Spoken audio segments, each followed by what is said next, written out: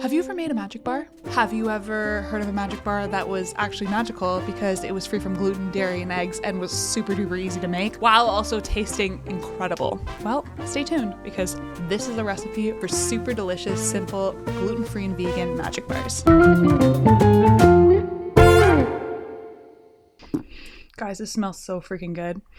Oh, and the Oreo. Oh, shit. Oh, gluten-free baking, right?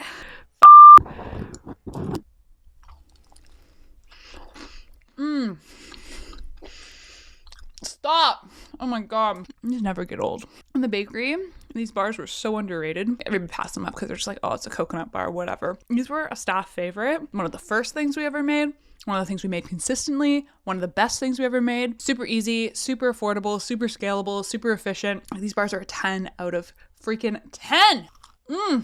This super simple gluten-free and vegan magic bar recipe will expose you to the joys of working with coconut condensed milk, which is arguably a life-changing ingredient, and crumble crusts, which are the easiest thing for gluten-free bars as well as pies. It does not require any flour blends. You just have to layer ingredients in a pan and pop it into the oven, so there's actually no mixing involved. And it's also not measured in metric grams, meaning that I'm not going to force you to pull out your scale yet. And this recipe is made in one bowl or no bowl even. You could just mix it in your food processor and call it a day, which means less dishes, which I'm a huge fan of. So the magic bar is based on the Hello Dolly recipe that we sold in our shop. It's made with store-bought gluten-free Oreos instead of graham crackers. And in future recipes, I'm going to reveal our in-house graham cracker recipe. Here's what you gotta do to make these super simple magic bars. First, you're gonna preheat the oven to 350 degrees Fahrenheit or 325 convection. You're gonna line a 9 by 13 inch baking pan with parchment paper and set it aside. You can also use a 9 by 9 pan if you want some thick bars. So you're gonna take a gluten-free Oreo pack, you're gonna open it up, and you're gonna unscrew every single Oreo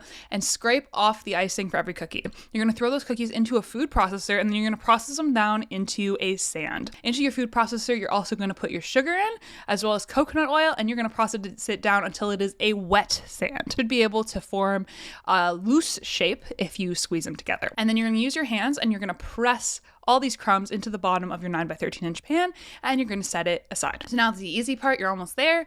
You're gonna top off these bars with all the toppings. So first goes on your coconut, then goes on your chocolate chips, then goes on your nuts or your chips or your crushed Oreos, or your pretzels, or whatever the hell you wanna throw on there. Like dried fruit, like go crazy. You're going to top the whole thing off with a full can of coconut condensed milk. Try to spread it out as best you can using a spatula or a knife. The more you can spread it out, the better that it will hold together. Now that your bars are ready to go, you're gonna pop them in the oven for 27 minutes until the edges are golden brown and the top is also a nice golden brown. The edges might look a tiny bit burnt. Don't be alarmed by this. This is totally fine. You're gonna let them cool completely prior to cutting these bars. And let me tell you, like, put them in the freezer before you cut them because your crust will fall apart. The colder they are, the more solidified the coconut oil in the crust is going to be, and the better chance you have of actually cutting a solid bar. One other final thing that you can do, which I did in this recipe, is I took all those centers from the Oreo, I added an extra tablespoon of water, I mixed it together, and I formed a nice little icing to go on top. All I did was throw all that icing into a piping bag, but you can also use a Ziploc bag, twisted it off, cut a tiny hole at the tip of one of the bag, and piped it right on top of the bars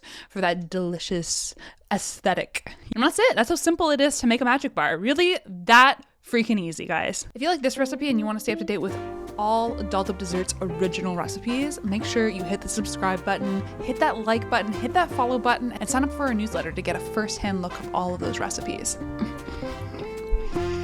Why is it so good? Like, every time without fail, I know how these taste. I've had so many of them. It's so good every time.